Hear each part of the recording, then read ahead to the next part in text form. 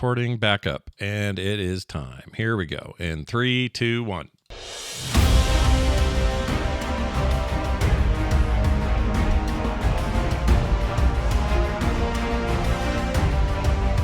Fantastic Pixel Castle and Frog Pants Studios presents Word on the Street with Greg Street and Scott Johnson.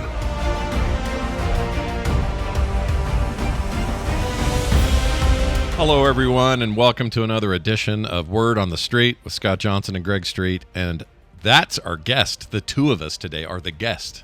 It's us. How do you feel about that, Greg? Yeah, it's like, I don't know, what's this like? This is like back in the day when we do a little interview or something. And like it. I'm vain, so I like it when all the attention is on me and I don't have to share the spotlight at all, so it works fine. You're one of the least vain people I know, so I don't believe you at all when you say that. He's a humble, nice guy making video games, you guys. Hey, we're here to talk about stuff. I've kind of semi-titled this episode Milestones because, you know, as the development of Ghost goes along, there are, you know, certainly milestones to hit. You guys have hit a few probably that we're going to talk about today. But really it is just down to let's talk to Greg about the state of things. What's going on? What are the philosophies today versus when things started? Have they changed? That sort of thing. Before we get too deep, though, I was just curious if you have returned to your old stomping grounds and played the new WoW expansion at all. Given that a shot at all?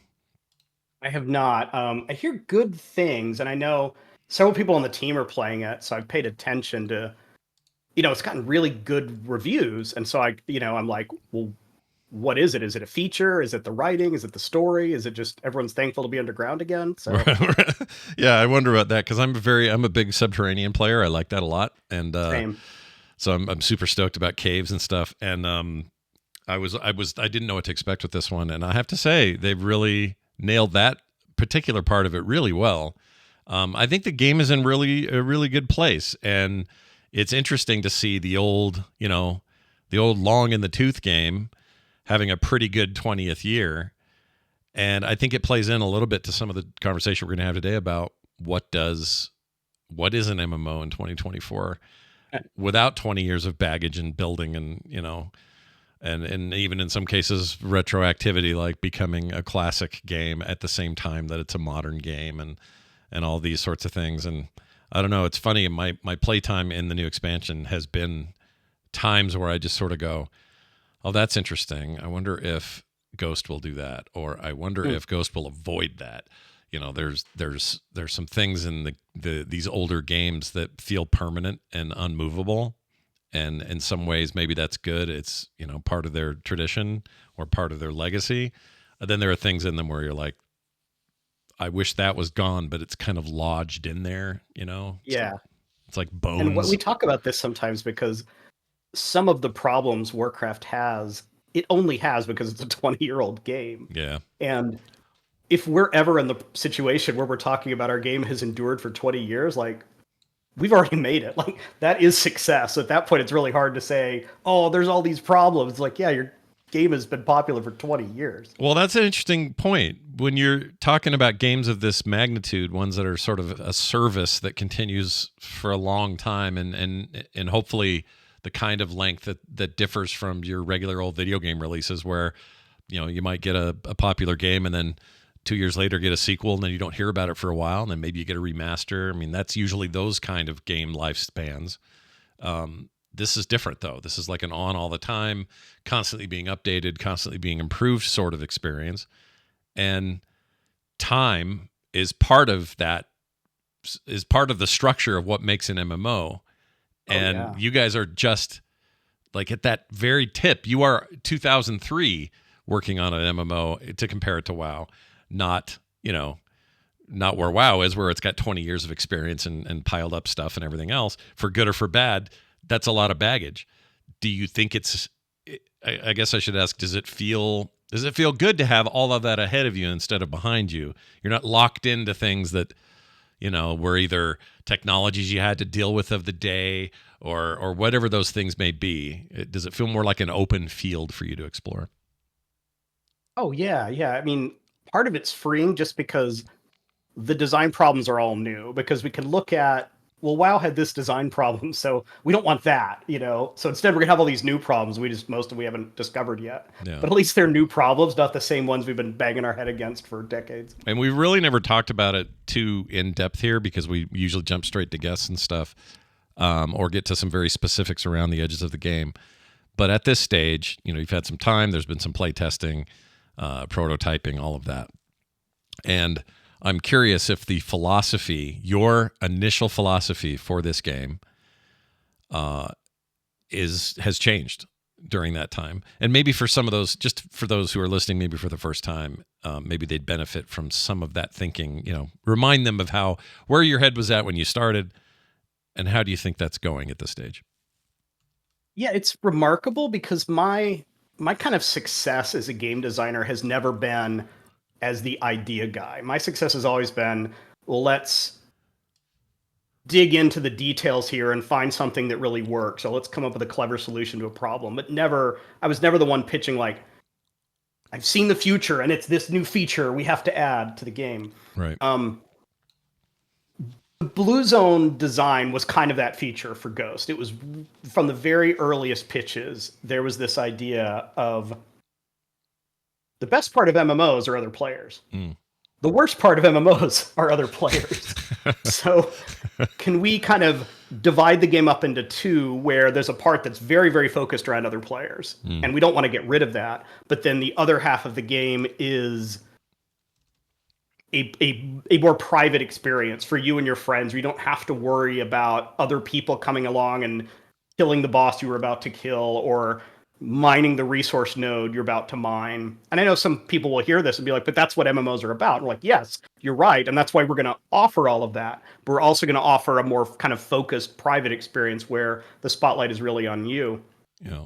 And that has endured. Like, that philosophy hasn't changed. The playtesting we've done, and I think we're going to talk about playtesting maybe an upcoming episode or two, but the playtesting we've done is like really validated for us that design is a keeper. Like, we're going forward with the Blue Zone, Red Zone core loop of Ghost because players like it.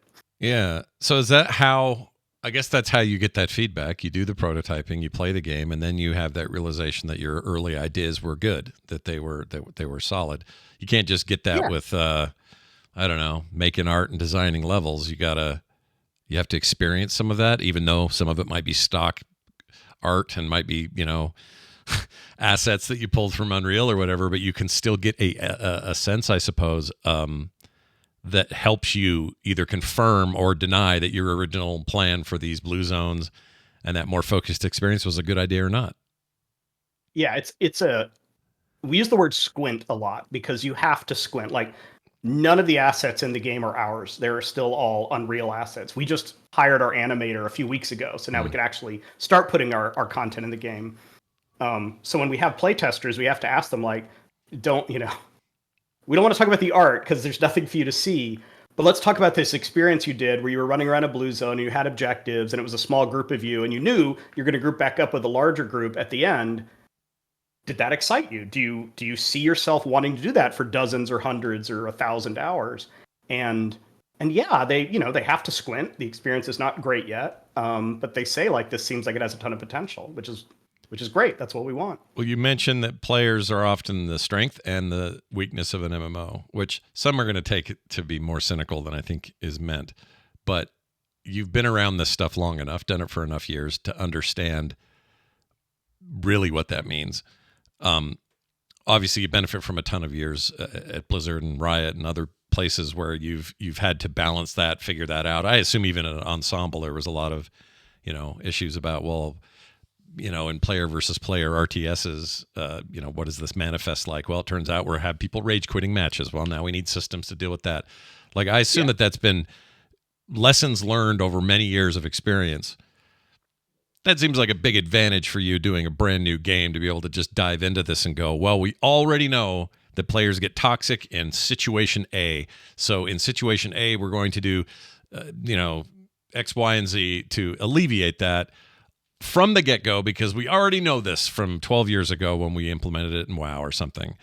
I guess I'm asking, if that feels like that should not hurry you guys up, but that feels like it should give you an advantage, and you're not starting from scratch like EverQuest or something where you don't even really have an engine yet. You're just sort of like, everything's a big amorphous nothing because we don't know how this is all going to pan out. You've got those lessons.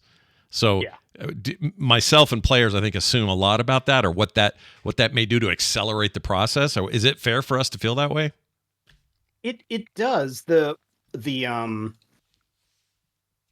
production rubric, I don't know a better way to describe it. The way we decided to approach this game was we're not going to innovate everywhere, because I've been at places like Blizzard and Riot, and when they try to over innovate, what that means is the game doesn't ship for a decade. And we absolutely want to ship this game. And so the way to do that is to really call your shots. The blue zones are in some ways a substitute for leveling in the quest experience. We're really trying to make that part fresh. We're innovating in combat a little bit because we think combat is stale. World of Warcraft's dungeons are fantastic. Like, sure, we call that a side-in, where we're just going to do that. Like, we don't need to come up with the most genre-defining party system or guild system in the world. Like, players expect to have banks. Players expect to have inventory systems. Like, we're just going to add that because it's kind of MMO standards, and then we'll be very explicit where we are trying to do something new. And that should keep the innovation time to something reasonable and something that doesn't spill out for 5 or 10 years because someone like me comes into work and it's like, I have a great idea. Stop the presses. We're going to go in a different direction. Sure.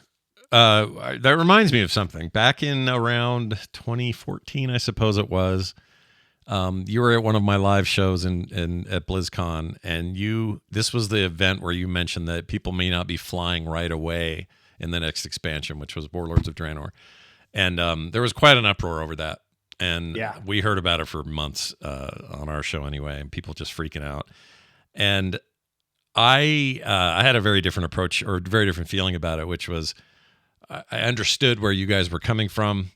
I understood why flying, while awesome, also had this diminishing effect on the content and made things a little too like God mode. You see everything from the top, you fly in, whatever, you're not really experiencing the world. And I agreed with it. Like, philosophically, I think you guys were right to make that change. It's interesting all these years later, so we're 10 years after that, and the innovation or the way around it now, after many years of you need to unlock flying after a period of time, is now you have a new kind of flying right away. In I guess they call it skywriting now. It's dragon flying in the last expansion. And what you unlock later with a Pathfinder unlock is that you end up being able to get your old hover way of flying back in those zones. But up until then, you got to zoom around, which has its own challenges. So the reason I'm bringing all that up is not to ask about flight or mounts or anything like that. That will come with time as you guys explore that more. But what I'm curious about is when things like that change in other games while you guys are mid-development, how many eyes do you have on that? I mean, I know you have a lot of fans on staff who play games of various kinds. Do you guys get to come to the table and go, you guys, they've made it so flying makes sense now, and here's how they did it. We should think about that when we get to that stage, or whatever the feature set may be or change may be. Do you feel like you benefit from that, even though you're out of those companies now and you're doing your own thing? Do you have to pay attention to what all that is and what's going on? Oh, 100%. And unfortunately, not just MMOs. You have to pay attention to, well, this is now player expectations from Baldur's Gate 3 or player expectations from Helldivers. Like, any game can like innovate or polish something really well, and now that kind of becomes the new accepted standard. Everyone right now is talking about the amazing character customization in the new Dragon Age, Veilguard. Right. And so we're like, okay, this is the table stakes now. If we deliver something that's very subpar to that in terms of character customization, players are going to feel like, hey, we're a little disappointed by this. Sure. And it's okay to disappoint players. You just need to like be very careful where you do that. If you disappoint them everywhere across the board, they're not going to play the game. They may be willing to forgive your character customization isn't the best if your combat is really good, but again, you have to be pretty careful about where you're going to give on that. Do you think you have like a hardened shell over the years where player feedback kind of just rolls off you? You don't take it personally. Like, you were kind of known for this at Blizzard, but I'm curious if now like that stuff even sways you. Obviously, you want the best thing for the game, but complaints or freakouts or any of that stuff. That probably doesn't scare you anymore, does it? No, the freakouts don't scare me, and I can let a lot of that stuff roll off. I want the game to be a success, and part of the reason we are showing it to players so early and talking about it, having a podcast, things like that, is we want to hear the signal. If players say, "Dude, I'm excited about your game, but I'm really nervous about the way you're handling combat," or "I'm not sure I'm sold on the idea of having lots and lots of classes," like we would much rather hear that feedback now than be on the defensive after the game ships and they were like promising, "Oh, we'll patch it later," you know. Mm-hmm. There's a question in the chat I really like. It kind of switches gears a little bit, but it's in this kind of thinking of how are you guys affected in real time about what you see versus what you put in the game. Evan Fardreamer in the chat says, piggybacking off that question more broadly, how does the Ghost team intend to tackle staples like trade skills and crafting for other players? How would you answer that? We have to have an answer for all of that stuff. The trade skill one in particular, I took the forefront of the design on that because there is this fantasy in MMOs that you can kind of become the titan of industry, that you are the person with the best enchant, or you're the person that can craft the helmet, and people are going to come from miles around to like have you make the helmet for them. And we had to decide, do we want to deliver on that fantasy, or is this somewhere where we're going to say, yeah, you're going to craft things because crafting is probably poor enough to the MMO genre that we need it, but are we going to deliver that specific fantasy of like, I have the head enchant that everyone is asking me for or not? Yeah, people been begging. Like in the WoW case, people begged for housing for as long as the game has existed. Who knows if they ever do anything? It feels like 20 years in, if they haven't yet. Will they ever? Do you feel pressure to have housing on day one in this game? We will have housing because our game just works so well for that design. Like, one of the nice things you can do on blue zones is build on them because you don't have to worry about other players. So you build bridges or towers or things like that. And so it's not a big leap from you can build that to like you can build a cottage or even a village. So because we're taking some aspects from the survival genre, that's built in on day one. Like, I don't know that we'll have mounts. We probably want to have pet battles. We're not going to have every feature in the game, but housing is something we'll have early on. So that leads me to another question. And you said something on Twitter recently about this, how important it was for the game to have its end game figured out before anything else happens or launches. That you can't launch a game with a beautiful world, amazing quest design, great leveling experience. Like, that's all awesome. But if you don't have an answer for level, whatever your level is going to be, let's say it's 50. When people hit 50, now what? Where do we go now? What do we do? A lot of MMOs live and die on that. They either have something ready or they don't, or what they have ready is subpar compared to perhaps the competition. Maybe expand a little bit more on that part of the philosophy and tell me more about how important that is. I think what a lot of, I have the extreme joy of having never worked on a failed MMO, so I'm speculating a little here. I've only worked on one real MMO that launched, which was WoW. Sure. You tend to make the game the way, historically, you tend to make the game the way you play the game, which is, well, we'll start at low level, we'll go to high level. So let's build our start zone, then we'll build zone 2, then we'll build zone 3, and when we reach zone 50, we ship the game. And while players are leveling up, now we'll go make the end game, which is just risky for all sorts of reasons. The big one is players probably get to end game faster than you think. And if your end game is weak, they probably figure that out very quickly. And now you're back in the defensive of like, oh, we'll patch it. Oh, like, just please don't churn. We'll fix the end game. And the end game is so hard to fix. So we, one of like I try not to make a ton of mandates. One of my mandates to the team is like, we'll have endgame figured out before we ship, and players will test it. Like, we need to have our playtesters at max level going through the endgame experience and telling us of like, yeah, I would play this for days, weeks, months. Yeah. And if not, the game's not ready to ship. Interesting. Do you figure that test? I mean, I don't know how you guess this sort of thing, but having been through, a testable product cycle with WoW, how long do you think that'll take? If you just had to guess, obviously it's a twisting, turning road to get to a release ready game.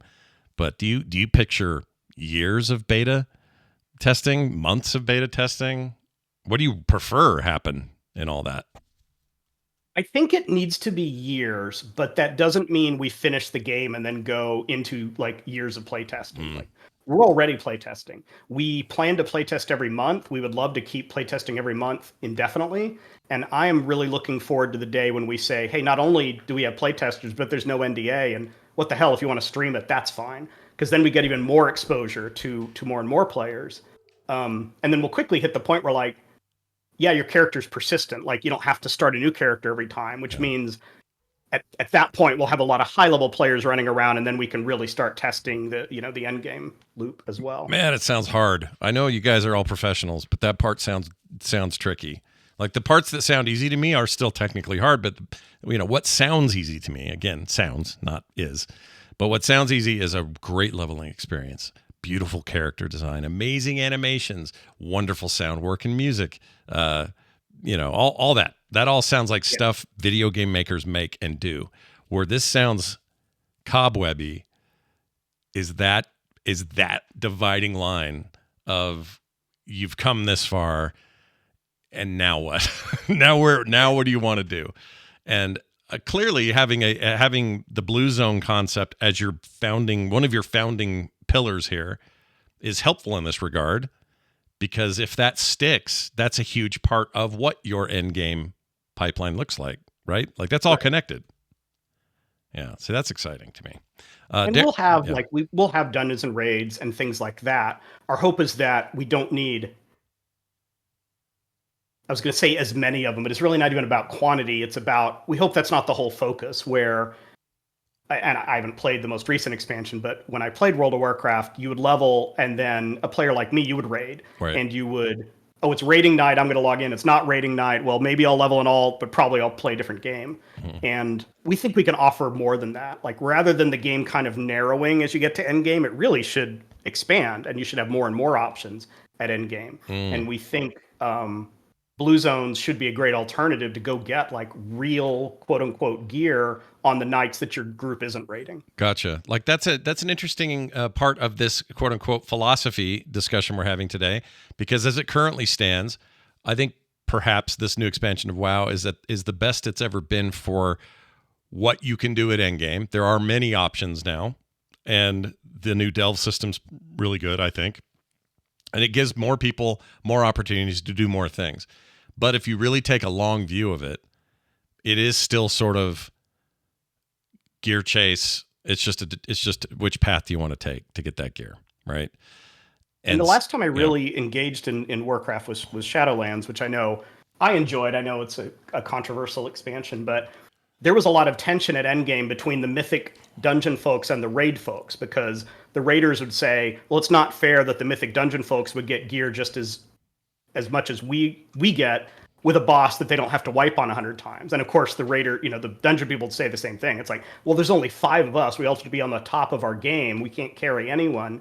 And there was an argument about, well, should you just be able to run dungeons and not run raids, and vice versa? So sometimes I think rewards are like the most important part of any MMO design, because that really is telling players what content they should engage in. And as soon as you put the good rewards on PvP, you're pushing everyone into PvP. And as soon as you put the good rewards in delves, you're pushing everyone into delves. And it's really hard to say, do some of everything, but do the stuff you enjoy the most, do that a little more. Yeah, and if you make them all have the same rewards, then you're just homogenizing everything in a way that makes the player just kind of go, well, it doesn't matter, right? Yeah, like what? None of this matters. Which brings us to another really important philosophical point about prior endgame, meaning, I've logged in, I'm level 1. What's this game going to do for me? Darren in the chat says, can we have leveling that matters rather than just be done in 5 hours? Endgame is slightly less of an issue if it's not the only thing to do after day 1.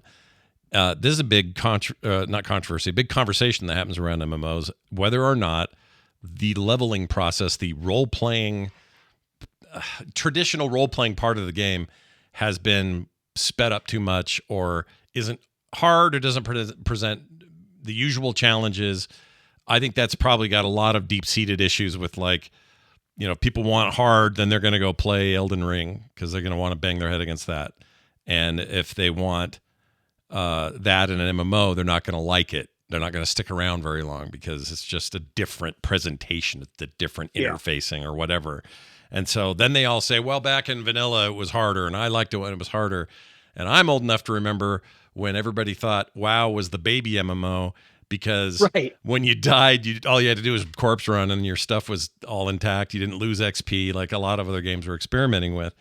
And so I always try to keep that perspective, right? This stuff's always shifting around. Everybody thinks they played it the hardest or the best time or whatever. To bring it back around, though, how important at this stage, philosophically and practically, is it for that leveling experience to be either longer or at the least more of a meaningful experience that had the right balance of challenge and the right balance of reward and satisfaction getting into the end, and simply not just a wall of XP that you have to burn through? Yeah, so two ways to answer that. Earlier when we were talking about kind of World of Warcraft gets to have these problems because the game has been around so long and is so successful. They have a huge audience, and they know that some of that audience is only there for Endgame. So they tell them, well, you need to level up. You could do it really quickly and get to the dungeons and raids because that's what you want to do. Likewise, I saw them say, well, we know not everyone wants to engage in the story, so we're going to make the story very short so that everyone will get through it. Yeah. And one of the advantages of not having an audience at all at this point is we really get to pick and choose. So we're choosing to say, you have to play through our story. Sorry, if you don't like the story, maybe this isn't the game for you. And likewise, leveling's going to take a while. Like, it's not going to be brutal. It's not going to be that, your success rate is low, but it's not going to be something you're done with in a weekend either. It'll probably take a while, 30, whatever, 40 hours to get to max level. But then that leads to my second point, which is one of the things I've learned, particularly in MMO design, is you can always go from more conservative to more progressive, but you can never go the other way. So if you make leveling take too long, you can always make it shorter. But if it's short and you're like, gosh, I really wish we'd made it take longer, that is a really hard sell to players. Yeah. Just like you can't say, oh man, flying is really makes the game too easy, we're going to take flying away. It's just, that's a really hard sell. Yeah, I don't know how. Honestly, it's still to this day. It was one of the most. I don't know if the word politically is the right word, but it was the most controversial thing that I think players had dealt with up to a point. Maybe the real ID name system thing that was proposed and pulled. Right. That was pretty controversial. But as an actual game mechanic infused game thing, I think pulling flight was massive. I also happen to believe it was the right thing to do at the time. So I guess your goal and goals of new games are to anticipate some of that or learn from these sort of things and, maybe handle it differently. But if playtesters tell us, hey, I like Ghost, but leveling takes way too long and I'm bored, or your story kind of sucks, I'm not engaged. Well, again, we'd love to hear that so we have time to fix it. Right. Oh, you hate to hear that one, though. Your story sucks. You don't want that at all. Okay, so if this makes me go back to your players are the power and the problem thing.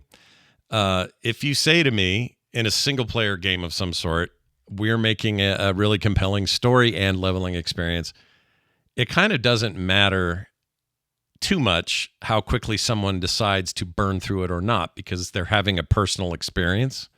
Sure, they can stream it today, and there's speedrunners, and there's different ways that it's now public.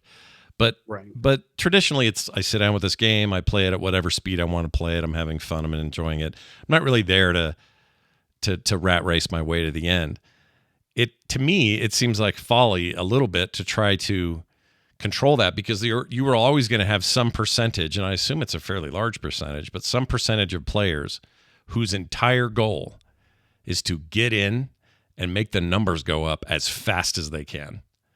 Like, they don't care. They're just like, let's go. We're running, both feet on the ground, no stopping for nobody. I don't care how compelling your story is or how many little sort of blocks get in the way that are meant to slow my progression. I'm going to be level 50 in 3 days, whether you like it or not. Do you just accept that as a developer and just say, I guess that's just the way that is? To some extent, like if they're having fun, great. If that's what's compelling in the game about them. It gets to be a problem if players begin to accept that that's the only way to play, the more efficient, most efficient way to play. Like back in my day, there was a lot of stress that you wouldn't get invited to the raid if you didn't gear up quickly. So you would plow to Endgame to start getting the blues and purples for your character so that you would, get to be one of the starting roster. I think WoW has wisely addressed that by like raids stay locked out for a little bit now. So everyone, if you want to race through, that's great. But if you want to take a little bit more time, you can do that. Sure. A lot of people like a list and to check them off and just get stuff done. I do this now that maps in MMOs are full of check marks and indicators and targets. It gives me it's like an Ubisoft game. I can just get in there and go, oh, I can see all the towers I need to unlock. I can see this area I haven't done yet. There are 50 quests in it there, and now there are only 12 because I've whittled it down. For whatever reason, I like to play like that. I like to clear the place out and know that I did it all. And it's satisfying to kind of make order out of chaos, to like make all the little problems on the map go away. Yeah, it feels like my impact on the world was felt because those things are done. Those characters have been talked to. Those guys have been killed and assassinated, whatever it is, I've done it. And along the way, I've earned gear or I've earned reputation or I've done whatever I've done. There are bound to be players. I know there are players, friends of mine, who hate that. They can't stand the quote unquote, however it's presented, list of things to get done. They don't like that. They just want to get in and go, wow, look at this place. Oh, I've discovered something. You didn't have to point me here. I just ran into an NPC who says, help, my house is on fire, whatever. And you go help help them put it out and do whatever you got to do, and you get gold for it. How do you balance that? What's the philosophy there? How do you keep those meticulous completionists happy? At the same time, those other ones are happy. One of the hardest things about MMO design is that you need a broad audience. I mean, the games are expensive. You want to have a decent sized audience. And if you have an MMO with not a lot of players, it's not really massive, right? You're not seeing, you're going to all these dead zones. You're not running into a lot of other players. So on the one hand, you need a lot of people, but you still don't want to be like all things to all people. Like I think that's a real risk of these games to say, well, we know people are only in this for the story. How do we make sure they can see the story? Or we know there's only players who are only in this for PvP and they never want to set foot in a quest or a dungeon. How do we make the experience for them? So you're constantly kind of balancing these two extremes of we know players have different motivations. We need to speak to those motivations, but we also can't say, no matter what you like in your MMO, you'll find it in our game because it's just not true. Sure. So for example, we're taking a stand on things like, we're going to have a story. You probably are going to have to experience it. We're going to have leveling that's maybe a little longer than you're used to. You're probably going to have to experience it and things like that. Right. Well, I think people will be excited about that part. I think an extended leveling experience is a good thing. I can't speak for everybody, but I do have somebody in the chat who I know personally, one of my co-hosts on the Core podcast. It's Bo Schwartz who asked this question, and I really like this one because he and I are kind of in the middle of this in our WoW playing. Any ideas about meaningful, special, rare, unique items versus incremental eye-level reskin stat sticks? It's low enticement after going after +3 eye level for the 100th time. Endgame just moves leveling to eye level. To his first point specifically, though, there is a tendency in these games to just get into what is essentially, it's not time gated, but it's sort of stat gated. It's like, well, in the same way that you can't run heroic versions of a dungeon until you've done normal, and then you can't do mythic until you've done heroic. There's that kind of stepping stone, but it's also with the gear itself. It's like, well, I've killed this boss 15 times. Twice it gave me the 2 items I needed, but they're still pretty low. And now I got to wait until the next content drop before I can go up another 3 points or whatever. What are the philosophies floating around in that regard? Obviously, this is very late game, so you may not have had that much discussion about it, but I'd be curious if you guys have. We've talked about it a lot because it gets into what I was saying before about rewards are so important, and the reward design really kind of dictates where players want to spend their time. What we would like to do is have lots and lots of unique items with special abilities, with unusual behavior. Like, those are harder to make. Like, the reason WoW doesn't make more of them is they're hard. Yeah. Not always necessarily in just like opening up the editor and making the thing, but deciding on issues of fairness. Like if this is the fire mage's best in slot trinket, but it's super duper rare and not many people can get it, how angry are the players for whom it never drops? Mm. So I think we will. I mean, I predict it's their design. It may not pan out, but what we're going for now is we want to have lots of different items and make it a little less about the throughput of having a slightly higher item level. Like we might have something like item level just to help players understand whether something is better or worse. But for example, our trinket slot, which is not called that, will probably be not class specific. It'll probably be like anyone can pick it up, a lot more like the slots in a Dark Souls game. So, which they call, I don't know, variously talismans or things like that. Right. No, I like that. If they're not class specific, then their value varies a lot depending on the on the player. If you're someone who has a fast swinging melee attack and the item procs on frequency of hits, it's just going to benefit some classes more than others. And we think that'll be fun for players to kind of discover and experiment with and try things out that way. There is an aspect to the competition between players that is just walking into town and seeing somebody on a mount or wearing gear that you don't have, and you're like, what the frick is this guy doing? And now you're obsessed with not being as cool as that dude, and so you want to go earn what he's got. That's unavoidable, isn't it? Like you just there's no way. If you're going to give somebody a meaningful reward, they're going to have to, visually or otherwise, they're going to want what he has. That's the joy of you get something awesome and then you go strut around the city and people, in your mind, they come up to you and they're like, that's awesome. You're so lucky. Or where'd you get that? It looks really cool. Or nice transmog, man. Like that is the part where I say that other players are the best part of an MMO because that validation is real. And I think as humans, we like it when we get noticed or people compliment us or things like that. And you can't get that in a single player game. Yeah. I guess that doesn't have to all be toxic EPing sort of strutting that people do. Sometimes it's just straight up cool toy. Where'd you get it? I think, this is where it's easy for us to look at WoW and say it's a very single target throughput based game. So getting more agility, getting more crit, getting more whatever always just makes you do more damage. The damage is the only thing that matters. So therefore item level is the only thing that matters. Like I don't think it has to be that way. Right. Even in Diablo, it's a little less that way, where the specific item or the other items that have synergy with your item is kind of more important than just like make number go up. Well, that's interesting because I was going to bring this up. One of the strengths, I think, of the 2.0 loot fixes that happened in Diablo back in the day, 2014 or so, obviously fixed a bunch of issues that were tied to a plan for a shop that didn't work out and all of that. So it's not exactly your normal scenario. But regardless, what I liked about it was some of the philosophy around it. And if I remember right, the team lead at the time, forgot his name. He was great, though. Love that guy. Forgot his name. Anyway, I think he went off at Pardo for his thing.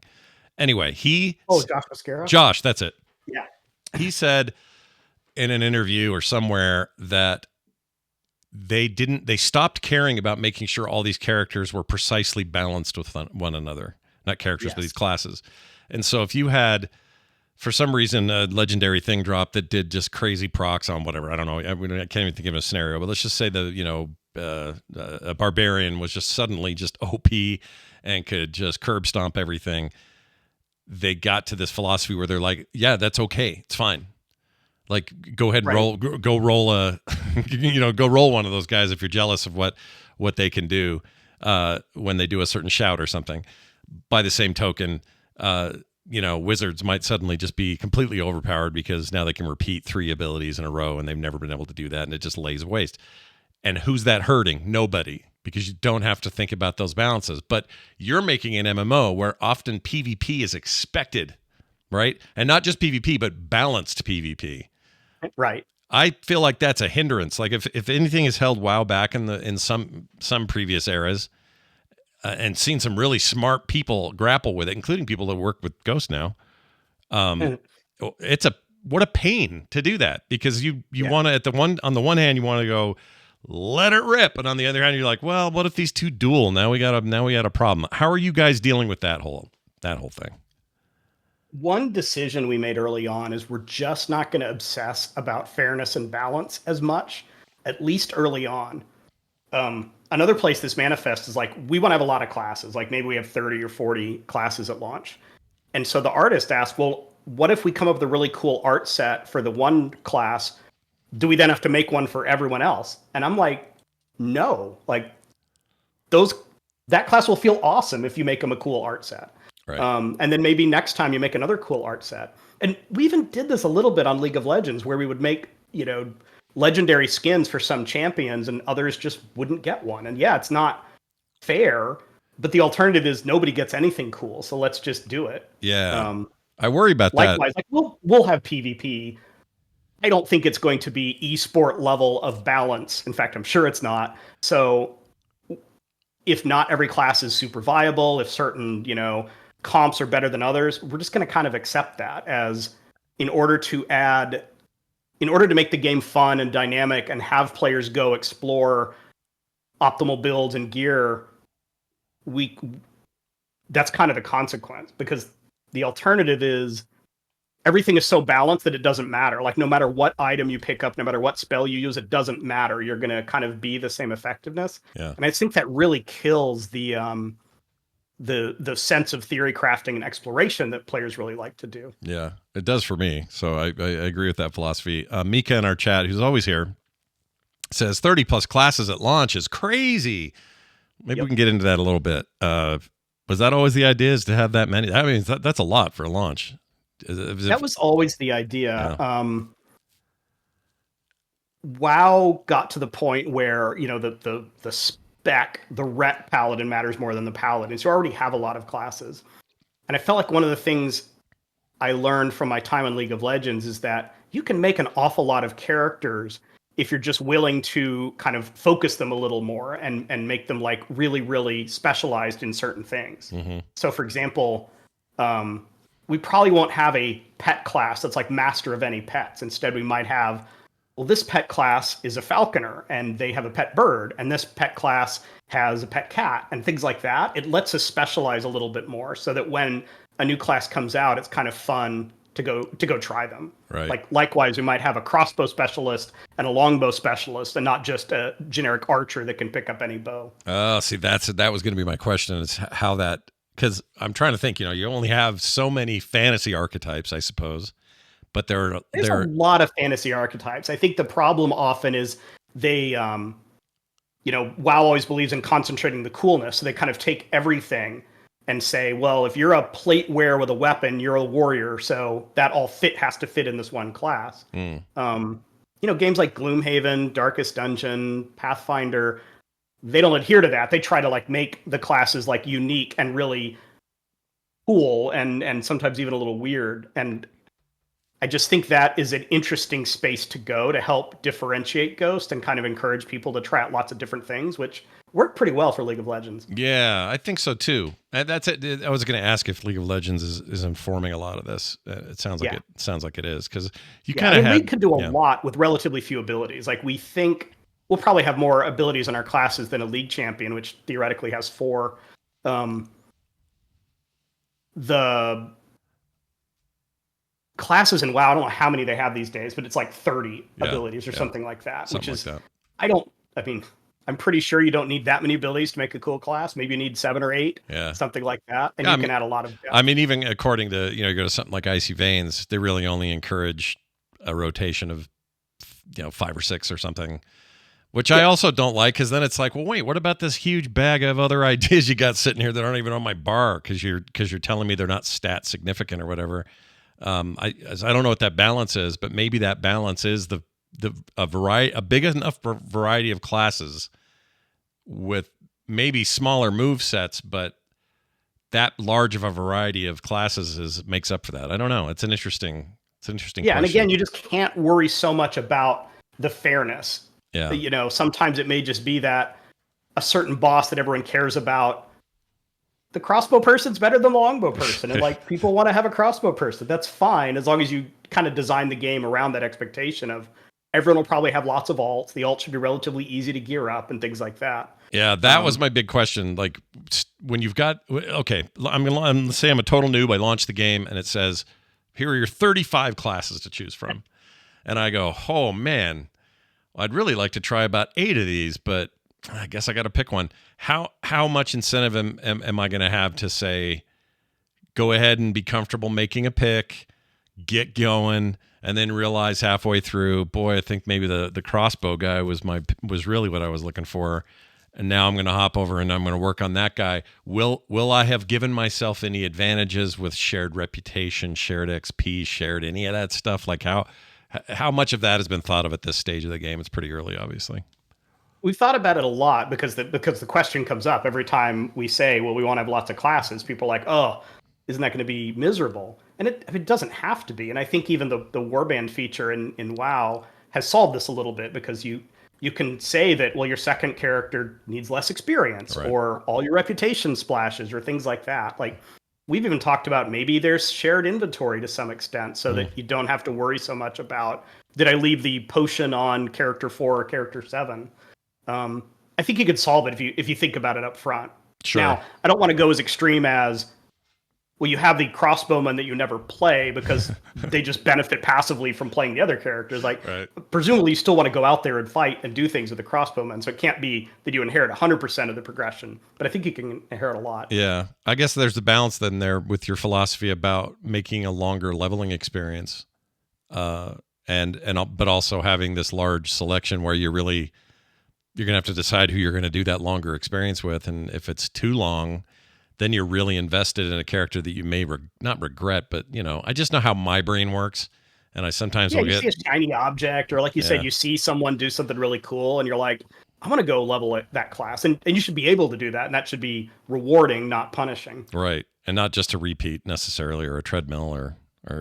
Yeah, I think that's one of the worst things where people hear alt and they kind of feel ugly about it because they're imagining that they're going to go through and have to replay every quest over again. But because we have this blue zone feature where every time it's different, you shouldn't feel like you're repeating stuff. You should feel like you're seeing something new. Yeah, and that's exciting because then what that means is the Pokemon brain could collect them all. In this case, not just collect all the gear for your paladin or collect all the mounts or whatever, but collect all 30 plus of these classes and have equal fun with all of them.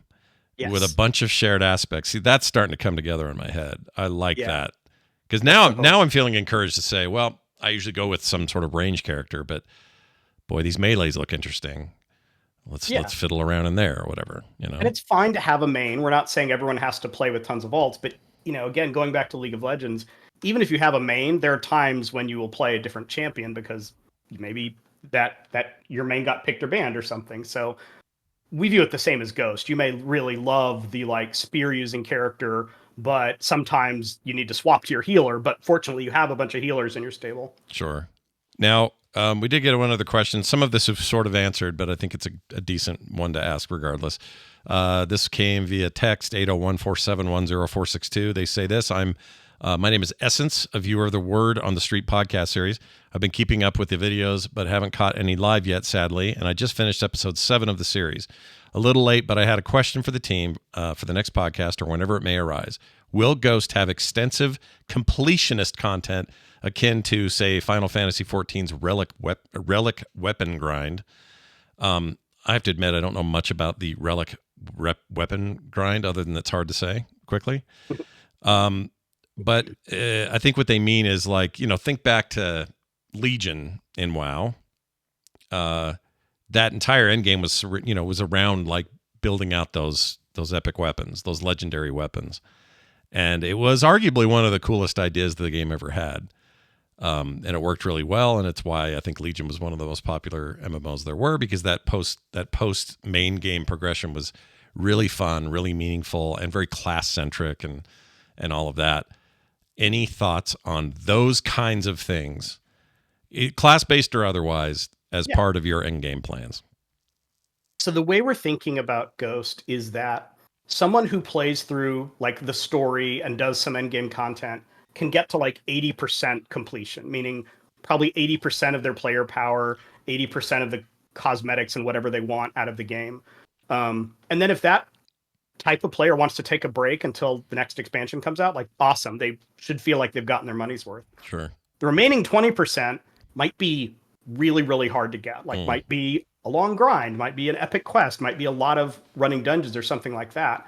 And that is for the completionist, or the people that really want more to do, or they, God forbid they love Ghost and this is the game they want to play every night. We want to make sure they have those like really long chases. And I think Final Fantasy XIV does a really good job with this, particularly with their cosmetics, because these are things that don't add power, but they do have a lot of prestige because they're hard to get, and players can spend a lot of time trying to get them. Right. One quick note, too, before we start to wrap things up here. John, your John, the John that works there. Everybody loves John. He answered a question in the chat that I didn't know you guys could answer yet. But basically, somebody had asked about what was the plan for monetization in the game. What kind of game is this? Is this free to play? Is it a monthly subscription? Like, what's the plan? And he says, won't finalize any of this till later, but we're building around a paid game model. We don't think the free-to-play strategy fits well with our planned game design. Anything you would add to that in terms of why you've come to that and why maybe you feel like this is better as a retail experience versus some sort of, free-to-play cosmetic, battle pass-based thing like you see in a lot of other games right now? For the free-to-play model to work, what you need is a really large player base, like millions of players who are probably going to kind of only like your game at a surface level because it's free. Anyone can download, anyone can try it. A lot of them may not like it. And then your hope is that a large enough percentage of those players engage with the cosmetic content to kind of pay for the game for everyone else. Right. Our strategy is much more around, we want to make a game for players who really are looking for this kind of game. Like, we don't need to try to get people who hate MMOs to like our game. So we think the right thing to do is say, look, you want to play this game, buy the box, play the game. That's what you get. That's what you're getting that's what you're spending your money on, is the content. And then whenever, hopefully within a year, we come out with more content, they can buy more content and play that way. The subscription business is great if you can get it, but you have to have, again, a pretty large player base that's willing to kind of pony that up month after month. And content droughts with that model are really, really awful, because that's when players are like, well, I've seen everything I want to do. I need to like literally unsub from the game because I don't want to keep paying for it. And then there's a bigger barrier to them like coming back. Yeah. We're hoping that if we're more of the just pay for the game. Yes, I'm sure we will have cosmetics and battle passes and things on top of that, but we don't want the free-to-play model of like millions of players who are just kind of dabbling with the game. It is interesting too to see the industry, or at least players, swing the other direction. For a while there became an expectation that if your game wasn't free to play, that somehow they were doing it wrong. If you weren't doing the Fortnite model or something, that you're not gonna make it. And people started wondering why there were even retail games / subscription games, the way Final Fantasy, the way WoW does it. How do they even exist in a free to play world? But I feel like we've come around. Like, we're looking the other way again. I mean, games are very expensive to make, and I don't think, well, I know that the cost of purchasing a game has not kept up with the cost it takes to make the game. So developers try to be clever about, well, we'll hide the cost and charge you for battle pass, or we'll hide the cost but we'll charge you for extra character slots or whatever.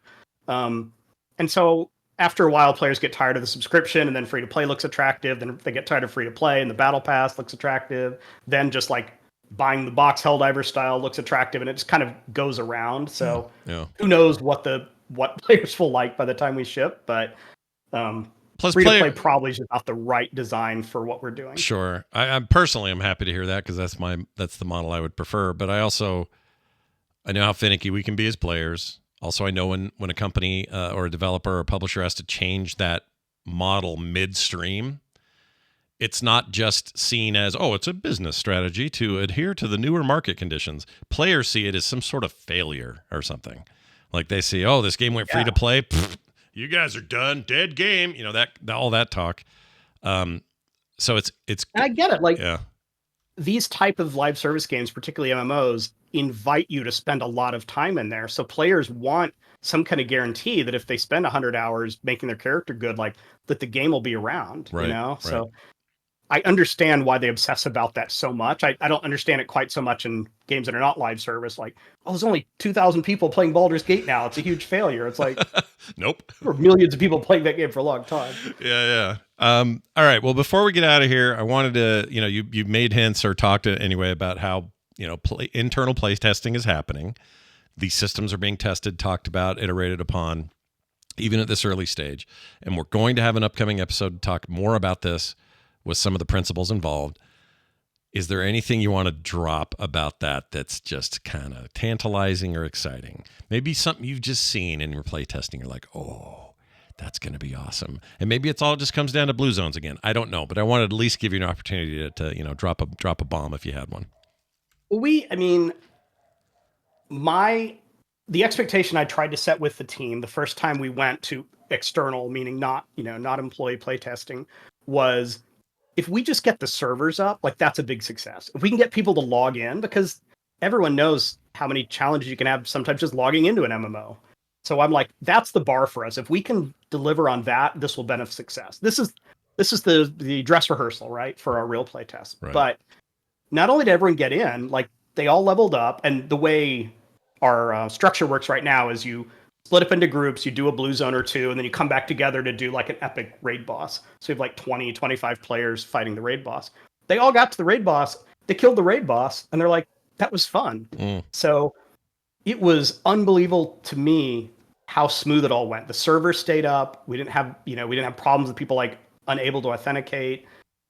Even though our combat is in its infancy, they're like, I see where it's going. Mm-hmm. Even though we're all using Unreal assets, like they completely look past that. And as MMO players, they're like, yeah, this is a game I'm excited about. Like they're looking forward to coming back and playing more. So I tried to set the bar very low because I didn't want the team to be crushed. Yeah. But it blew me away in terms of how well it works. I'm really looking forward to doing it again in October. Oh yeah, I'm excited to hear about that. I'm excited to be a part of it at some point. I want to see how that thing plays. And yeah, we'll totally get you. And like I said, I hate this awkward phase where people sign NDAs and they can't talk to their friends about what they played. So because we're so open with our development, I just want to get through that really quickly and then let players talk about it. And if what we hear is them saying, yeah, I like Ghost, but I'm worried about the combat, again, I'd rather know that. So yeah, there's no good in hiding it, right? No, there's no good in hiding it. You hide it if like you're not sure what you have is good and you're worried about the bad PR. You hide it if you think like someone's going to come scoop you, which is always a risk, I guess. Sure. But players loving the game is so important. I just don't know how you do that with the big grand reveal of, hey, we made the game, come play it. I hope you like it. Like we'd much rather keep working on it until players are like, dude, this is good. You're ready to ship. Well, I'm really stoked about it. And I'm excited for future episodes where we get a chance to sit down with some of the folks there and talk more about this phase. Obviously things are still early, but as we get there, we love talking about it, and doing this is just a total blast. Greg, once again, we're at 11 episodes, so we're almost a year of this. I've really enjoyed this year. I hope you have enjoyed it as well. I'm so glad we were able to pull this off. And I mean, our team has grown, so we've got so many more folks who could come in and talk to you about what they're doing and shine a little light on what it's like to do art or design or coding for Ghost. Yeah, I'm very excited about all of that. Everybody has been so great, and talking to you today has been amazing. If you're at home and you're like, man, I really want to ask some questions, I got thoughts and feelings, it's easy to do. 801-471-0462 is a phone line. You can leave either a voicemail or a text at. And if you would rather contact us some of the old-fashioned ways, go to fantasticpixelcastle.com.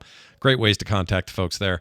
And for this show and finding all the old episodes and where you get your podcasts, that sort of thing, frogpants.com/street for all of that. And we keep the video up as well. So what we did here live is available to everybody in archive format for, well, I guess in perpetuity. So we still have to rely on YouTube to keep it up, I suppose. So anyway, keep that coming. We'd love to hear more from you. Once again, Greg Street, total blast, man. I can't wait to talk to you next time.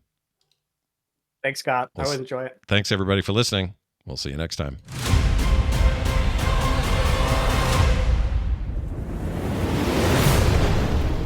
This show is part of the Frog Pants Network. Yes. Get more at frogpants.com.